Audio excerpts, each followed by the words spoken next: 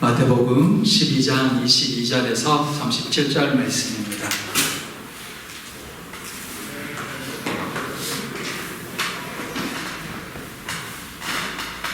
말씀 다 찾으셨으면 22절부터 37절 교독하겠습니다. 제가 먼저 읽습니다. 그때 귀신 들려 눈 멀고 말 못하는 사람을 데리고 왔거늘 예수께서 고쳐주심에 그 말 못하는 사람이 말하며 보게 된지라. 우리가 다 놀라 이르되 이는 바리새 자손이 아니냐. 바리새인들은 듣고 이르되 이가 귀신의 왕 바알세불을 힘입지 않고는 귀신을 쫓아내지 못하느니라 하거늘 예수께서 그들의 생각을 아시고 이르시되 스스로 분쟁하는 나라마다 황폐하여질 것이요 스스로 분쟁하는 동네나 집마다 서지 못하리라. 만일 사탄이 사탄을 쫓아내면 스스로 분쟁하는 것이니 그리하고야 어떻게 그의 나라가 서겠느냐. 내가 바알세불을 힘입어 귀신을 쫓아내면 너희의 아들들은 누구를 힘입어 쫓아내느냐. 그러므로 그들이 너희의 재판관이 되리라. 그러나 내가 하나님의 성령을 힘입어 귀신을 쫓아내는 것이면 하나님의 나라가 이미 너희에게 임하였느니라. 사람이 먼저 강한 자를 결박하지 않고서야 어떻게 그 강한 자의 집에 들어가 그 세간을 강탈하겠느냐. 결박한 후에야 그 집을 강탈하리라. 나와 함께 아니하는 자는 나를 반대하는 자요 나와 함께 모으지 아니하는 자는 해치는 자니라. 그러므로 내가 너희에게 이르노니 사람에 대한 모든 죄와 모독은 사하심을 얻되 성령을 모독하는 것은 사하심을 얻지 못하겠고 또 누구든지 말로 인자를 거역하면 사하심을 얻되 누구든지 말로 성령을 거역하면 이 세상과 오는 세상에서도 사하심을 얻지 못하리라. 나무도 좋고 열매도 좋다 하든지 나무도 좋지 않고 열매도 좋지 않다 하든지 알아. 그 열매로 나무를 아느니라. 독사의 자식들아 너희는 악하니 어떻게 선한 말을 할 수 있느냐. 이는 마음에 가득한 것을 입으로 말함이라. 선한 사람은 그 사람에서 선한 것을 내고 악한 사람은 그 사람에게서 악한 것을 내느니라. 내가 너희에게 이르노니 사람이 무슨 무익한 말을 하든지 심판날에 이에 대하여 신문을 받으리니 내 말로 의롭다함을 받고 내 말로 정죄함을 받으리라. 아멘. 반갑습니다. 오답 잘 보내셨습니까? 주중에 목사님들을 뵐 일이 있어서 시내에 잠시 나가서 목사님들 뵙고 왔는데 시내는 한창 크리스마스 준비로 여기저기 분주한 모습들이었습니다. 어느새 성탄절이 다가오고 있습니다. 2025년도 벌써 한 해가 이제 한 달 반 정도 남았습니다.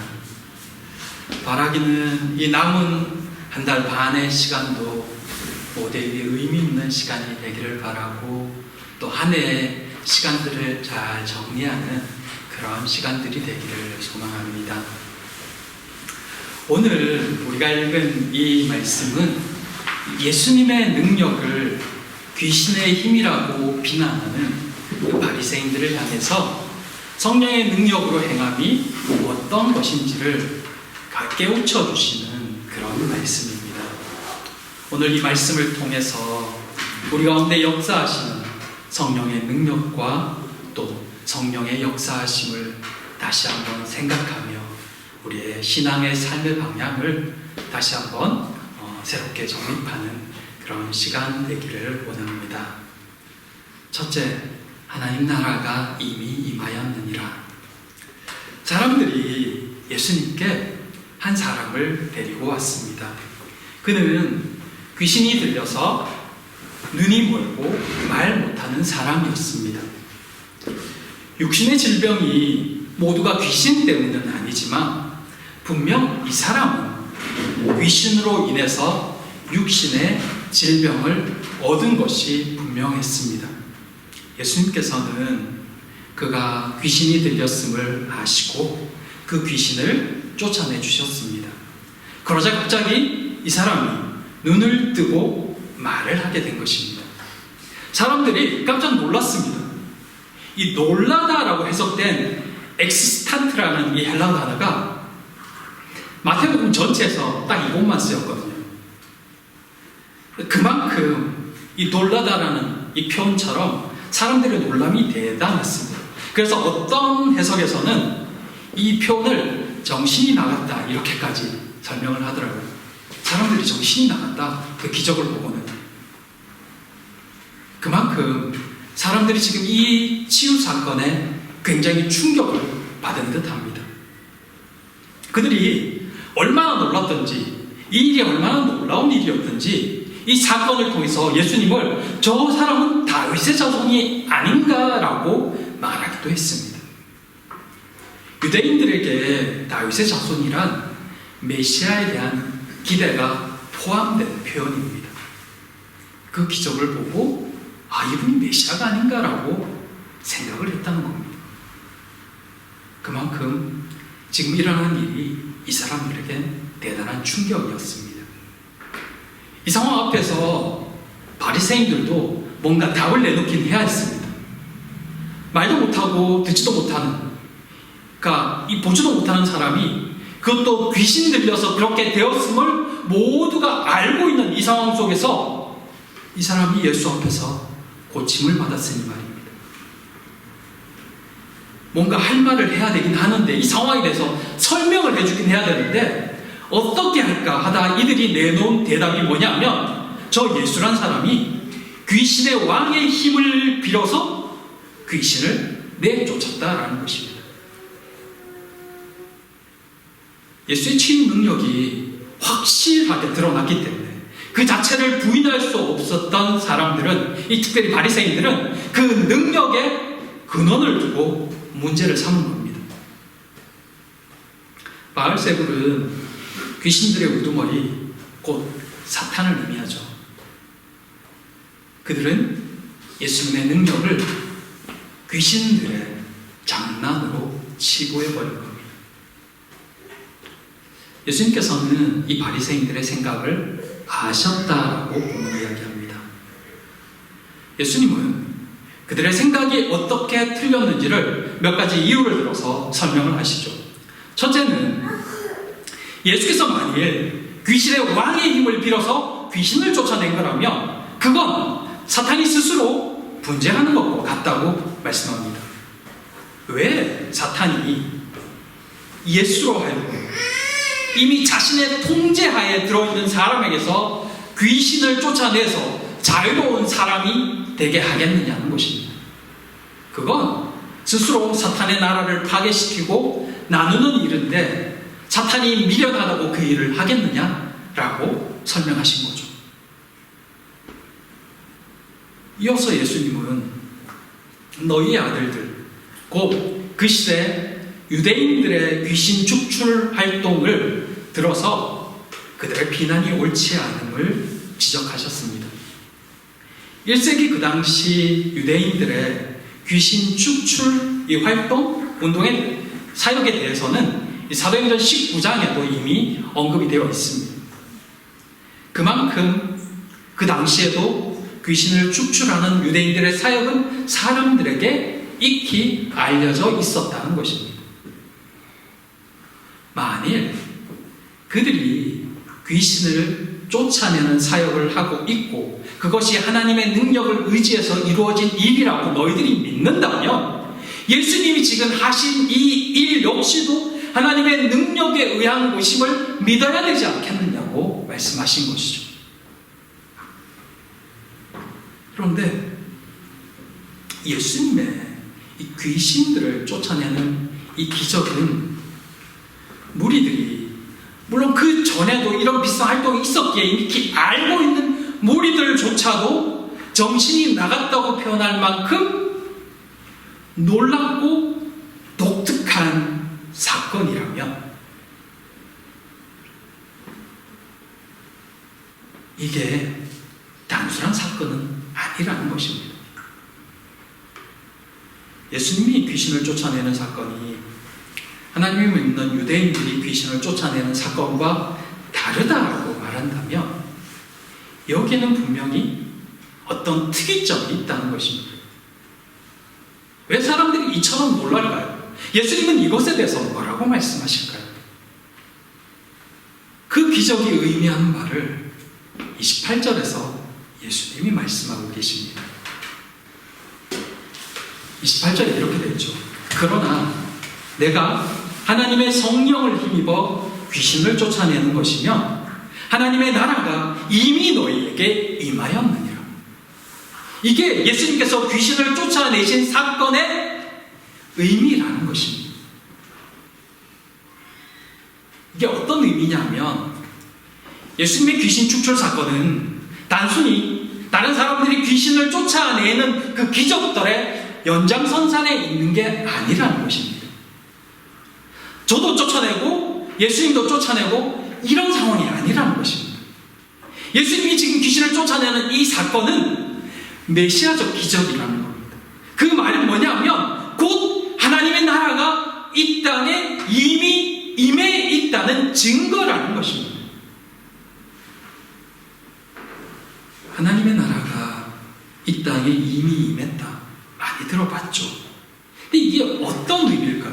하나님의 나라가 이미 이 땅에 임했다. 그것은 곧 사탄에 대한 하나님의 결정적인 승리를 의미합니다. 이기셨다는 것을 보이셨다는 것입니다. 하나님의 나라가 이미 이 땅에 임했고 그 증거가 바로 귀신들이 쫓겨나는 사건이라는 것입니다. 29절에 이렇게 말씀합니다. 사람이 먼저 강한 자를 결박하지 않고서야 어떻게 그 강한 자의 집에 들어가 그 세간을 강탈하겠느냐? 결박한 후에야 그 집을 강탈하리라. 예수님은 사탄을 강한 자라고 비유하십니다. 그 말은 그만큼 사탄이 이 땅에서는 강한 영향력을 미친다는 의미입니다. 실제로 세상의 문화는 사탄의 영향력 아래 있는 것이 사실입니다. 죄로 시작된 세상의 문화이기에 사탄의 영향력이 미치지 않는 곳이 없다는 것입니다. 그런데 예수께서 이 땅에서 귀신을 쫓아내시는 모습은 그 강한 자가 드디어 결박을 당했다는 뜻입니다. 사탄이 잡혀 죽을 날짜를 받았다는 뜻입니다. 물론 이것은 사탄이 이제 아무 활동도 할 수 없다는 의미는 아니죠. 날짜는 받았지만 그들의 결정적인 패배는 확정되어졌지만 아직 그날은 이르지 않았기 때문입니다. 아직 세상에서 사탄이 제한된 영향력을 발휘할 수 있다는 것입니다. 하지만 소위 이미 기울어진 운동장입니다. 이런 상황에서 아직 개개인은 영적인 싸움이 진행 중인 것입니다. 예수님이 묻습니다. 어느 편에 설래? 30절에 나와 함께 아니하는 자는 나를 반대하는 자요 나와 함께 모으지 아니하는 자는 해치는 자니라. 편을 정하라는 겁니다. 누구나 이 선택을 해야 한다는 것입니다. 근데 분명한 것은 예수님과 함께 하지 아니하는 자는 예수님을 반대하는 자라는 것입니다. 어떻게 보면 흑백놀이처럼 들립니다. 그런데 분명합니다. 예수님을 믿는 자는 구원이요 그렇지 않는 자는 사탄이 가는 길로 가게 될 것이라는 분명한 말씀을 하고 계신 겁니다. 사랑하는 성도 여러분, 주님은 분명히 이 땅에 하나님의 나라가 이미 임했다라고 말씀합니다. 이미 승리가 결정되었다라고 말씀합니다. 그러나 사탄이 강한 자라는 표현도 빼지 않으십니다. 사탄의 영향력이 결코 무시할 만큼 미미한 것이 아니라는 뜻입니다.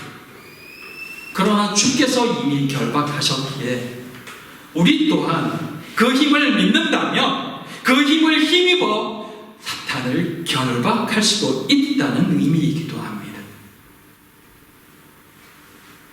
여전히 우리는 사탄의 영향력 아래에서 때로 그 강한 것에 지배를 받고 있는 듯한 느낌이 들 때가 있습니다. 세상의 강한 힘에 눌려서 그것들이 주는 두려움과 염려에 쌓여서 생활이 써오는 여러 가지 시험들로 인해서 두려움을 느낄 때가 있는 게 사실입니다. 시대가 어렵죠. 직장이 흔들리죠. 감축 이야기도 나오고, 때로 자녀들 보면 자네 아이들의 친구들이 왜 그렇게 똑똑한지, 배우는 게 많은지, 그들이 그렇게 말을 잘하는지 이대로 괜찮을까? 라는 생각이 들기도 합니다. 그러나 여러분, 기울어진 운동장에서 우리가 싸우고 있다는 것을 꼭 기억했으면 좋겠습니다. 우리의 영원한 승리는, 영적인 승리는 주 안에 있다는 것을 잊지 마시기 바랍니다.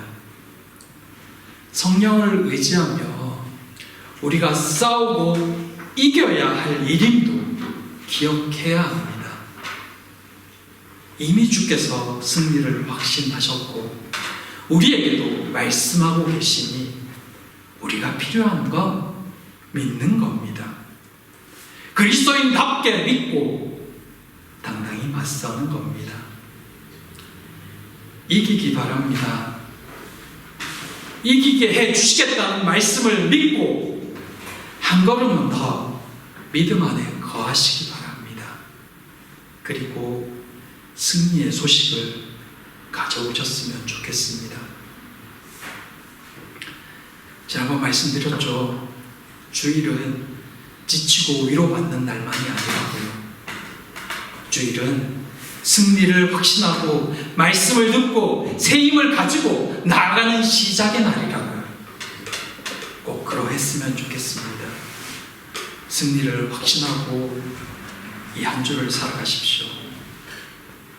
하나님이 함께 하심을 믿고 또 한 주의 첫걸음을 떼는 그런 모두가 되기를 정말 소망하고 소망합니다. 둘째, 열매로 나무를 한다 하시니 바알세불의 힘을 힘입어 기적을 행한 것이 아님을 말씀하신 예수님은 이어서 바리새인들을 강하게 책망하십니다. 그들의 행위는 성령을 모독하는 것이라고 말씀합니다. 그리고 그 죄는 사하심을 얻지 못하는 죄라고 말씀합니다. 상당히 무서운 말씀입니다. 이 성령 모독죄로 인해서, 성령 회방죄로 인해서 여러 그리스도인들이 고민에 빠지곤 합니다. 도대체 어떤 것이 성령 모독죄일까? 성령 회방죄일까? 혹시 내가 믿음 없을 때, 또는 혹시 내가 욱해서 세상에 정신이 팔려서 과거에 이런 죄를 저질렀던 것은 아닐까? 예수님을 부인했던 시절에, 잘 믿지 못했던 시절에 혹시 내가 이런 죄를 저질렀던 건 아닌가? 그래서 혹시 용서받지 못하는 건 아닌가? 하는 생각을 하시는 분들이 간혹 가다 계십니다. 예수님 당시에도 예수님이 메시아이심을 믿지 못했던 사람들은 많이 있었습니다. 더구나 바리새인들처럼 대놓고 예수님을 적대시하고 믿지 않으려 했던 사람들도 많았습니다.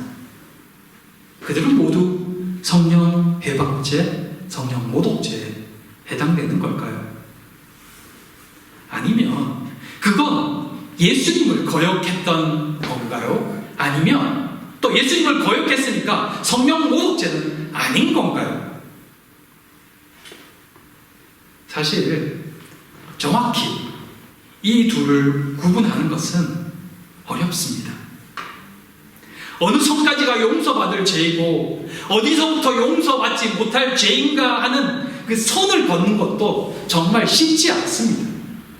그러나 바리새인들을 향한 책망이었던 만큼 바리새인들의 행위에 대해서는 깊이 생각해 볼 여지가 있습니다. 바리새인들은 예수님이 행하신 기적을 두고 귀신의 왕 바알세불을 힘입어 행한 것이라고 말합니다. 예수님께서는 이것을 성령을 거역하는 죄라고 말씀합니다. 어떤 부분에서 이것이 성령을 거역하는 죄가 될까요?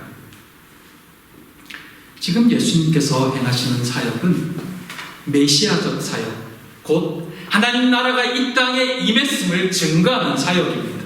그 사역은 하나님의 영, 곧 성령의 역사하심이 함께하는 사역입니다. 바리새인들은 이 사역이 하나님의 능력으로 성령으로 일하시는 것임을 부정한 것입니다. 그것을 귀신의 영으로 행했다고 말한 것이죠. 이것은 명백히 성령의 일하심을 부정하는 행위이자 성령을 모독하는 행위입니다. 분명히 나타난 증거가 있음에도 이것을 정면으로 부인한 것입니다. 예수님이 하나님의 아들이심을 믿지 못하는 것은 어떤 면에서는 이해가 되기도 합니다.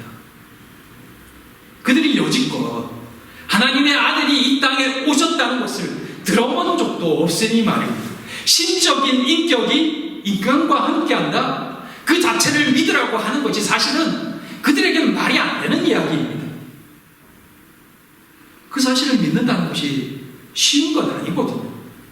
그래서 예수님을 거절할 수 있습니다.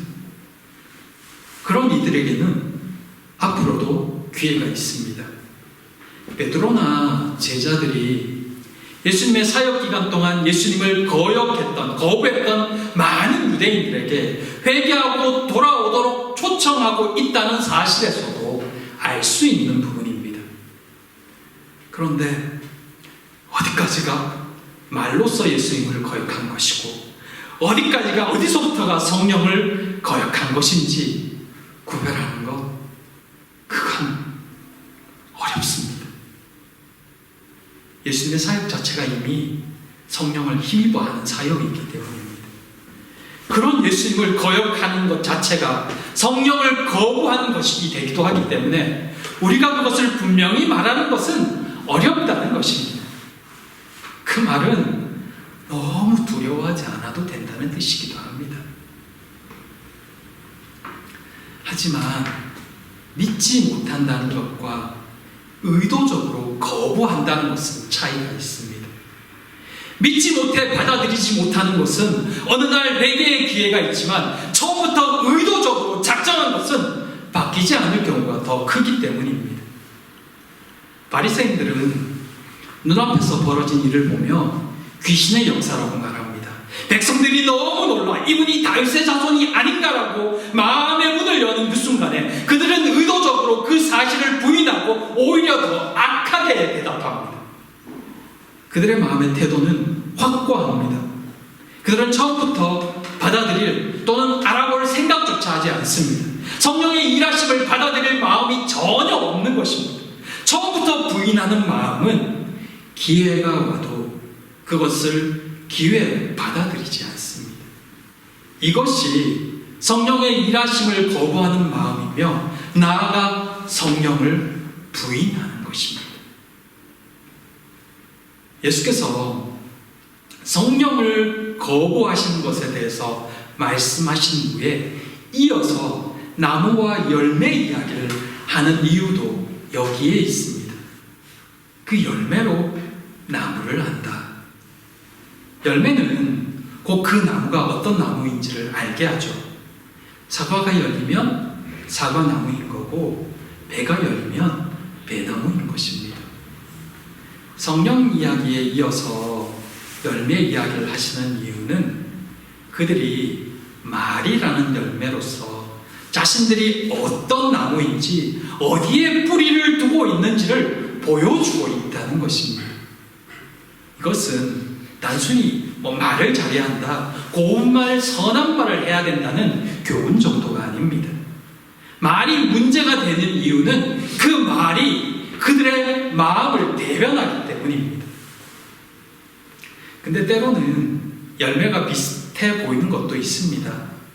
밤 같아 보이지만 자세히 보면 하나는 밤나무고 하나는 마로니에 나무인 거죠. 생긴 것이 비슷하다고 모두가 마음은 아닌 겁니다. 선한 말, 좋은 말을 한다고 그 마음이 다 선한 것은 아니라는 뜻입니다. 하나님이 보시는 것은 귀에 들리는 말을 넘어 그 마음에 있는 것입니다. 대부분은 그 마음에 담긴 것이 말로 나오지만 말입니다. 그 안에 성령이 있는 사람은 말에 성령이 배어 나옵니다. 바리새인들 마음에 성령이 없기에 그들의 말도 악한 것입니다. 구원의 은혜는 성령의 깨닫게 하심과 믿게 하심으로 시작됩니다. 근데 완고한 마음, 처음부터 거절하는 마음에는 은혜가 임하지 않습니다. 은혜가 임하지 않으면 그 말은 더욱 완고해지고 고집스러워질 수밖에 없습니다. 근데 더 안타까운 사실은 뭐냐면 입 밖으로 말이 나가는 순간 그 말을 타인도 듣지만 나도 듣는다는 것입니다. 내가 뱉은 말을 내가 듣고 더욱 완고해지는 것입니다. 그것이 말의 힘이기도 합니다. 때로는 마음에 없는 말이라도 그 말이 나가는 순간 내 마음도 내가 뱉은 그 말에 반응하게 되는 것입니다. 말에 대한 것은 다음에 기회 될 때 다시 한번 나누겠습니다. 그러니까 예수님이 말씀하시는 말은 그들이 성령께서 일하실 기회조차 거부한다는 것입니다. 마음으로부터 그 기회를 거절하니 그 마음이 악한 말로 나온다는 것입니다. 예수님을 부인하고 성령의 역사하심을 인정하지 않는 그들의 태도와 말은 그들이 하나님과 전혀 상관없는 자임을 드러내는 큰 증거가 되는 것입니다. 최근에 분당의 한 대형 교회에서 좋지 못한 일이 있었다는 기사를 봤습니다. 그것도 기도하는 때 일어났더라고요. 물론 그 전에 여러 일들이 있었겠지만 말입니다. 영상을 보면서 참 씁쓸했었는데 이 잘못을 말하기 이전에 사람의 신념 또는 탐욕이 성령의 일하심을 어떻게 거부할 수 있는지를 보여주는 모습이었습니다. 예수님을 믿는다 말하지만 또 심지어 사역자라 말하지만 그 마음에 탐심이 들어가고 성령의 자리를 차지하게 되면 그의 말과 행동 역시 그 안에서 나오는 것이 비춰지게 된다는 뜻입니다. 하나님을 정말 열심히 믿는다 자부하던 바리새인들이 성령의 일하심을 거부하고 그 마음이 말로 표현되는 이 현장에서 예수님은 그들을 독사의 자식들이라고 말씀합니다. 독을 쏟아내는 자들이라고 그렇게 말씀하신 것입니다. 독이 담겨져 있으니 독이 쏟아져 나올 수밖에 없는 거죠. 무섭고 참 두려운 일입니다. 사랑하는 성도 여러분, 죄로 인해 훼손되었지만 그래도 그나마 하나님의 형상으로 지어졌기에 인간에게는 선에 대한 마음이 여전히 남아있습니다. 남아있기에 그나마 선의 흉내를 낼 수 있지만 그나마도 죄의 본성이 얼마나 크냐에 따라 그 흉내 내는 것조차도 다양한 모습으로 드러나곤 합니다. 예수께서 이 땅에 오신 것은 그 하나님의 형상을 다시 회복시켜 주시기 위함입니다. 죄로 잠식된 그 선한 마음과 거룩함을 다시 회복시키시며 그렇게 하나님과 온전히 교제하는 자로 우리를 세우시기 위해 이 땅에 오셨습니다. 그 사역을 바리새인들이 거부하며 그 선한 마음의 회복을 그들이 거절한 것입니다. 그러니 그들의 마음에서 나오는 말은 악한 말일 수밖에 없습니다. 그 말은 그들의 악한 마음을 보여주는 것이기에 심판날에 그들의 말이 그들을 정죄하는 것입니다. 선한 말은 성령의 거듭나게 하심의 결과입니다. 선한 말을 해야 한다가 아니라 성령께 순종해야 한다는 것입니다. 그때 우리의 마음도 우리의 말도 선하게 될 것입니다. 더욱 성령의 인도하심을 따르는 모두가 되기를 바랍니다. 예수님께서도 이미 보여주시며 그들에게 받아들일 것을 말씀하시지만 오늘 이 시대에도 예수님은, 성령께서는 우리에게 보여주시고 깨닫게 하시고 찔림을 주시고 알게 하시며 여전히 우리의 마음에서 일하고 계십니다. 그것을 거부하는 건 쉽습니다. 마음의 문을 닫으면 됩니다. 찔림을 외면하면 됩니다. 입 밖으로 내가 하고 싶은 생각을 하면 됩니다. 네, 여러분, 그게 정말 우리를 성령과 멀어지게 합니다. 우리는 이미 예수로 인하여 성령 안에서 선한 마음이 회복되어졌습니다. 이제 우리에게 필요한 것은 내가 혹시 성령을 회방하지 않을까가 아니라 순종하는 마음입니다. 그 마음을 따르면 됩니다. 그렇게 성령의 인도하심을 따라 살아가는 모두가 되길 축복합니다.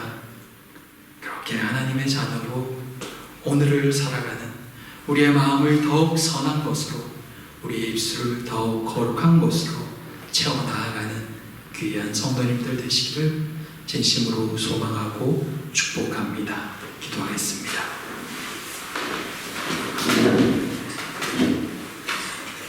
사랑과 은혜의 하나님, 성령을 거부하지 않는 저희가 되기를 원합니다.